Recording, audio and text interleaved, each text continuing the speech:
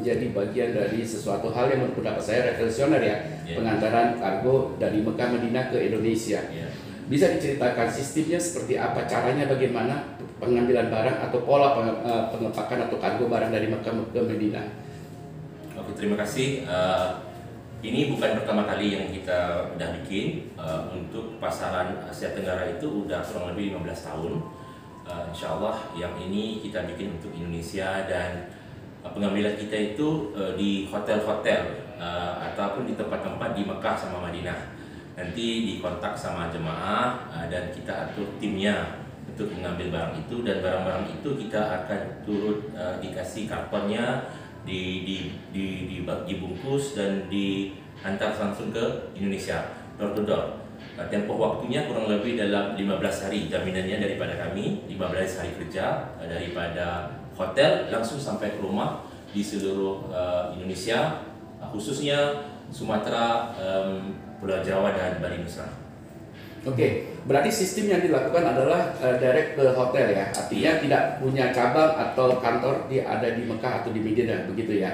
Kita punya dipanggil lokasi ya, ataupun kantor-kantor operasional.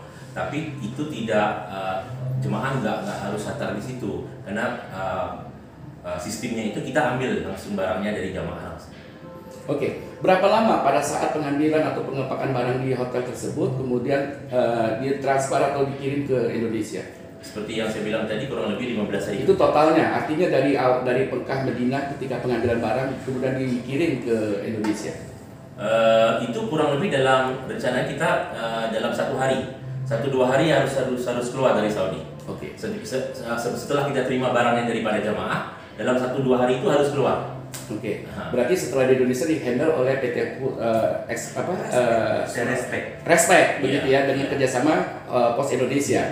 Bagaimana kemudian setelah barang itu diterima, apakah barang itu kemudian ada gudangnya di sini yang kemudian disortir penempatannya untuk kemudian dikirim ke Pos Indonesia, ataukah sistemnya dengan Pos Indonesia seperti apa? Jadi kami terima di sini dari Arab Saudi, kami terima dengan kerjasama dengan Posindo, ambil di bandara, turun dari pesawat, kami langsung bawa ke kantor Pos Indonesia di lapangan Banteng ini, karena sudah ada kantor custom bea cukai kami di sini, Posindo di sini. Jadi kami bekerjasama dengan Posindo dan bea cukai untuk mengecek barang-barang tersebut yang dari Arab. Setelah dicek sesuai, delivery ke Sumatera, Jawa dan Bali Nusa.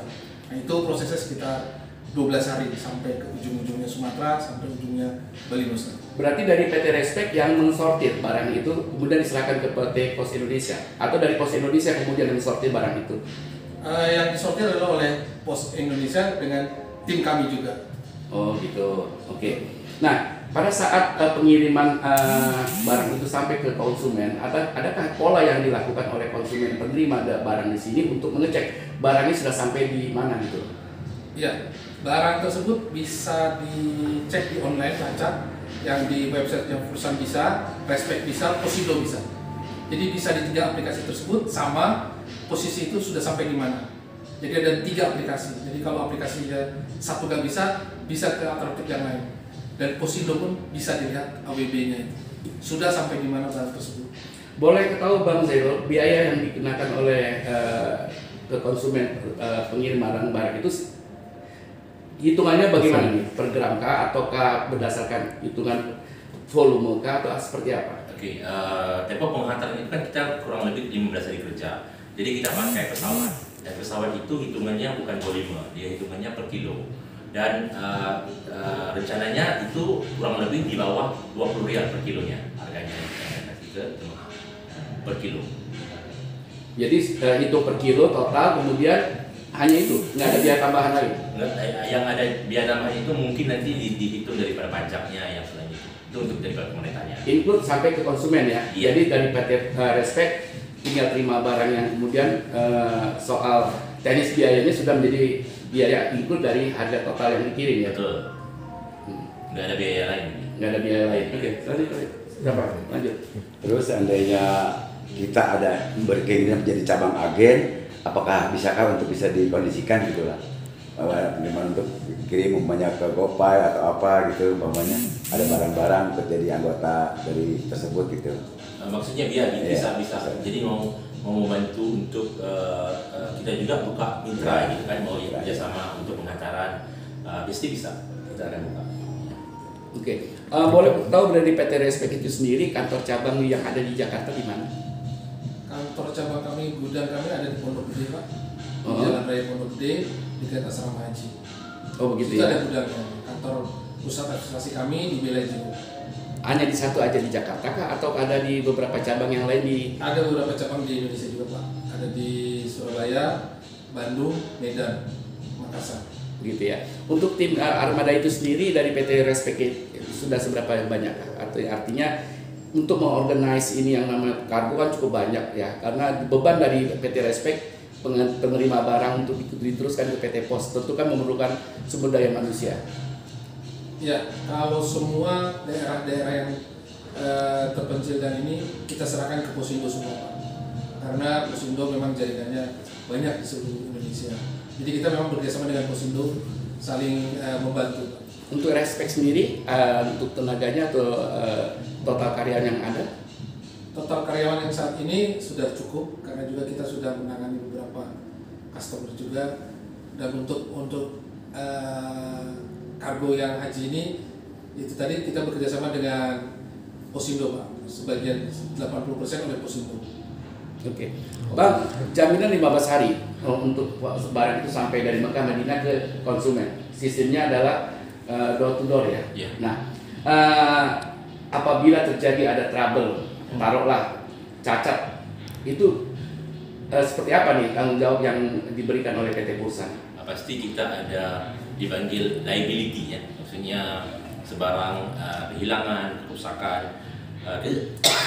Kita juga punya barang-barang yang nggak bisa diantar daripada jamaah. Jadi kalau barang-barangnya semua barang-barang yang bisa diantar dan ada berlaku apa-apa, kita ada jaminan barang-barang itu kalau rusak atau hilang.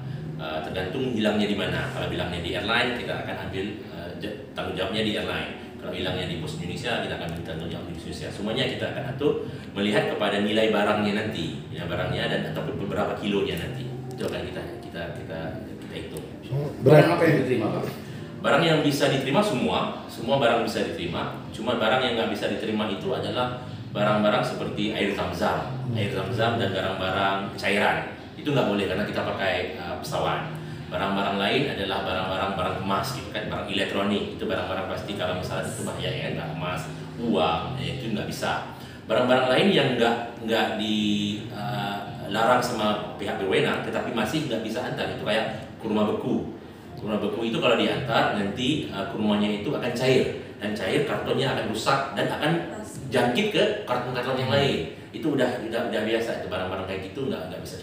Dan termasuk juga barang-barang yang bisa mencair kayak coklat, itu kan nggak. Ini kalau mau bawa aja sendiri waktu pulang nanti. Karena itu kan lebih cepat. Yang ini kan kurang lebih 15 hari. Nanti di Jedahnya panas, di Indonesianya panas, dia bisa mencair gitu. Itu ada barang-barang yang kurang lebih nggak bisa diantar gitu. Termasuk parfum juga. Parfum juga itu di Bandara Jeddah nggak bisa diantar. Yang lain-lain bisa. Gitu ya. Ya. Jadi beberapa batasan-batasan karena masalah penerbangan itu sendiri ya. Oke. Lanjut. Cukup. Terakhir mungkin dari saya, itu harga itu apakah sudah masuk ikut garansi atau beda lagi sama harga garansinya? Sudah termasuk garansinya. Harga-harga yang kita kasih itu sudah termasuk totalnya, termasuk garansi. Bursa Respect Pos Indonesia maju. Jangan lupa ya di subscribe dan nyalakan lonceng notifikasinya.